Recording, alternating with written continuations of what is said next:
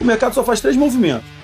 Movimento, acumulação e distribuição. Ele não faz mais nada. Não existe outro movimento, tá? É 2D. Não tem mais para fundo, nem para fora. Só que não é regra. Não existe uma regra que primeiro é movimento, segundo é distribuição. Não tem. Ele pode começar com movimento, acumular e distribuir, ou ele pode começar em volta em V, ou ele pode começar depois uma queda de novo, aí depois ele vem acumula de novo aqui embaixo, então ele pode começar acumulado. Não existe regra. Aí vem a história que eu falo para vocês. Primeira pergunta que você faz quando você olha para a tela é o seguinte: onde estou?